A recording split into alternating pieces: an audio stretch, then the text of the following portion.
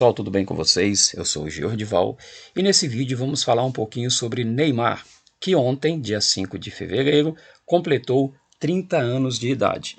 O Neymar que tem uma carreira vitoriosa, seja aqui no Brasil com a camisa do Santos, ou seja no exterior com as camisas de Barcelona e de PSG. O Neymar que tem números bem interessantes também com a camisa da seleção. Hoje ele é o segundo maior artilheiro de todos os tempos, estando aí a 7 gols de alcançar ninguém mais, ninguém menos que Pelé. Mas apesar de números muito bons, o craque do PSG e da seleção brasileira está bem longe de ter unanimidade quando se fala em apoio e simpatia das pessoas em relação a ele. Uns acham o jogador com pouco carisma, outros acham o jogador um pouco snob. O fato é que mesmo com números positivos com a camisa da seleção brasileira, há quem até prefira que o Brasil jogue sem o Neymar. Talvez as atitudes do jogador fora de campo seja o principal motivo de muitas pessoas não gostarem muito de vê-lo com a camisa do Brasil. Mas há também aqueles que, apesar de tudo, consideram que a carreira do jogador não foi lá um grande sucesso. Talvez porque aqui no Brasil a coisa funcione mais ou menos assim. Se você tem um grande jogador que é vendido para um grande clube no exterior, você espera duas coisas dele.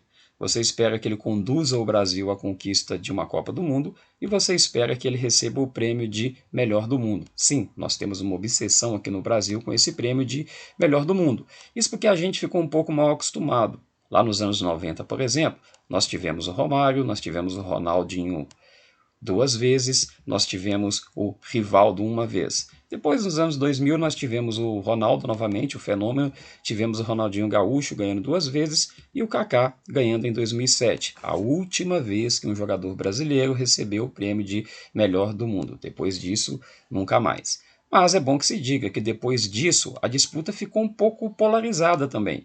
De 2008 até 2017, apenas dois jogadores ganharam esse prêmio de melhor do mundo. A coisa ficou polarizada entre o Lionel Messi e Cristiano Ronaldo. Surgiram dois jogadores espetaculares que assombraram o mundo e aí realmente não teve para ninguém. E talvez, devido à rivalidade entre Brasil e Argentina, o fato de torcedores brasileiros e da imprensa ver que tinha sempre um argentino ali como destaque, como o melhor do mundo, talvez isso tenha gerado uma certa inveja, um certo rancor até em torcedores e parte da imprensa. A gente precisa ter um craque brasileiro rivalizando com esses dois. Precisamos ter um craque brasileiro também ganhando o prêmio de melhor do mundo, também estando ali entre os melhores. E aí, todo grande jogador que surgia aqui no Brasil, quando ia para o exterior, todo mundo esperava isso. Vai ser o melhor do mundo, vai arrebentar. Mas talvez nenhum jogador tenha ido com tanta esperança quanto Neymar. Arrebentou com a camisa do Santos, jogou em altíssimo nível e muita gente de fato esperava que, assim que ele fosse para o exterior, ele fosse rivalizar com esses grandes jogadores e o Brasil voltaria a ter ali um melhor do mundo. Mas o jogador foi para o Barcelona, sim, o Barcelona, o time do Messi. E ele mesmo, quando chega no Barcelona, em sua primeira entrevista ele diz: "Estou aqui para ajudar o Messi a continuar sendo o melhor do mundo." Então talvez nem o Neymar estivesse pensando em vou ser o melhor do mundo. Talvez ele estivesse feliz de simplesmente jogar ao lado de um grande jogador como Lionel Messi. Talvez se Neymar tivesse ido para o Manchester City ou tivesse ido para a Juventus, enfim, se tivesse ido para uma outra equipe em que ele pudesse talvez chamar de sua, ser o time do Neymar, talvez ele se tornasse ali o principal protagonista e talvez até disputasse mesmo com esses caras ali a condição de melhor do mundo. Mas o Neymar foi para o Barcelona, que era o time do Lionel Messi. E há quem diga que depois daquele famoso jogo em que o Barcelona vira de uma forma incrível para cima do PSG na Champions League e que o Neymar foi um dos melhores em campo, talvez o principal jogador naquela partida, mas todo o foco de todo mundo ainda ficou em Lionel Messi, há quem diga que a partir dali Neymar tenha resolvido sair do Barcelona para jogar em um time em que ele pudesse ser a principal estrela. Então ele vai para o PSG. No time francês, ele enfrentou altos e baixos, especialmente devido à condição física. E ao chegar na equipe francesa, de cara, ele já encontrou um rival. uma jovem promessa arrebentando e que já ia conduzir a França ao título mundial de 2018. Depois de ter tido a oportunidade de chegar a uma final de Champions com o PSG e talvez conduzir a equipe francesa ao título inédito, Neymar recebeu a companhia de um velho conhecido, Lionel Messi. Há quem tenha interpretado essa contratação do Messi no PSG como: olha, o Neymar tentou ser o protagonista da equipe, fracassou e trouxe o Messi de volta para poder ser o coadjuvante dele. E nesse jogo de egos de quem é protagonista e quem é coadjuvante, muita gente considera que Neymar tenha fracassado em sua carreira justamente por isso, por não ter conseguido ser o líder da equipe do PSG e ter conduzido a equipe à conquista da Champions League. De que a equipe francesa pode sim conquistar a Champions League nessa temporada, mas no atual momento está bem longe de ser o time do Neymar ou o time do Messi, está muito mais para ser o time do Mbappé. Talvez Neymar nem pense tanto nessa história de ser o melhor do mundo, talvez ele esteja feliz sendo um jogador coadjuvante, sendo um jogador importante, não necessariamente o melhor do mundo, mas certamente Neymar pensa em ganhar uma Copa do Mundo. Afinal de contas, todo grande jogador brasileiro pensa nisso. E recentemente o jogador deu uma entrevista dizendo que talvez essa Copa de 2022 seja a sua última Copa, já que ele não teria o desejo de continuar disputando Copas do Mundo. Recentemente, o Globoesporte.com fez uma reportagem bem interessante, uma matéria bem interessante, onde ele analisava os 5 jogadores que ganharam o prêmio de melhor do mundo com o Neymar e analisava o desempenho de todos esses jogadores aos 30 anos. Por exemplo, no quesito gols, Kaká aos 30 anos tinha 191, o Ronaldinho Gaúcho 228, o Rivaldo 274, o Ronaldo Fenômeno 371 e o Romário 316. E Neymar, 408 gols. Ou seja, aos 30 anos, Neymar marcou muito mais gols do que 5 dos principais jogadores da história do nosso futebol. Em relação a conquistas, aos 30 anos, Kaká tinha 11 títulos. O Ronaldo Fenômeno também. O Romário, 12. O Ronaldinho Gaúcho, 14. O Rivaldo, 16. E o Neymar, 26 títulos. Ou seja, aos 30 anos ele marcou mais gols e conquistou mais do que 5 dos principais jogadores da história do nosso futebol, os 5 que foram agraciados com o prêmio de melhor do mundo. E vale destacar que entre esses títulos, Neymar tem, por exemplo, uma Champions League. Não foi o principal jogador da equipe do Barcelona naquele momento, mas fazia parte de um time espetacular e fez uma grande competição. Neymar tem uma Champions League, coisa que, por exemplo, Romário não tem, apesar de já ter disputado uma final e ter perdido. E o Ronaldo Fenômeno, por exemplo, nunca ganhou uma Champions League ou sequer disputou uma final. O jogador é também o brasileiro que marcou mais gols na história da competição na Champions League e também é o jogador brasileiro, com esses outros 5, que mais vezes venceu ligas europeias. Ou seja, não há como negar que Neymar tem uma carreira de muito sucesso e os números mostram isso. Na seleção brasileira, Neymar tem um título muito importante, não é esse que aparece na foto. O Neymar foi campeão olímpico com a seleção brasileira, e isso era uma coisa que o Brasil desejava muito. A seleção brasileira sempre encarou com muita seriedade as Olimpíadas porque era o único título que faltava. E o Neymar acabou entrando para a história sendo um dos jogadores campeões desse título inédito. Na seleção principal, o Neymar tem um título. Ele foi campeão da Copa das Confederações naquele jogo contra a Espanha em 2013. Na Copa América de 2019, que o Brasil venceu, o Neymar não estava na equipe, ele estava machucado e acabou não fazendo parte daquela seleção, sendo substituído pelo William. E o Brasil acabou vencendo a competição sem o seu principal jogador. Bom, Neymar ainda tem uma carreira pela frente, o jogador ainda não encerrou a sua carreira. Mas se a gente for comparar os números do Neymar na seleção brasileira, embora tenha feito mais gols do que esses 5 jogadores, em relação a conquistas, ele de fato só tem essa Copa das Confederações. O Ronaldinho Gaúcho, por exemplo, tem 3 conquistas. Ronaldinho Gaúcho ganhou uma Copa das Confederações, ganhou a Copa do Mundo e ganhou uma Copa América.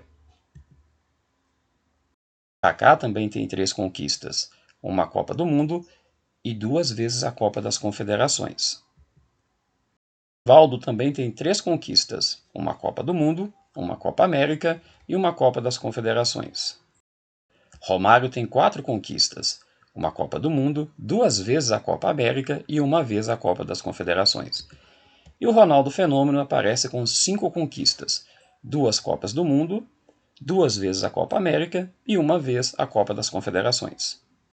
Muita gente critica o Neymar, especialmente pela sua falta de jogo coletivo. Muita gente tem a sensação de que ele quer pegar a bola e resolver tudo sozinho. Mas a verdade é que quando o Neymar atuava pelo Santos, as pessoas achavam que ele faria exatamente isso. Neymar marcou bastante gols com arrancadas espetaculares, um deles até deu o prêmio Puskás, mostrando muita habilidade e capacidade de resolver uma partida de forma individual. Nem sempre é possível resolver uma partida dessa forma, a insistência do jogador em tentar decidir os jogos sozinho acaba irritando os torcedores que pensam que o jogador não tem lá um espírito muito coletivo e isso acaba atrapalhando a equipe. Há outros que dizem que o que faltou na carreira do jogador é a famosa passagem de bastão. Lá em 1970, o Brasil era a seleção do Pelé.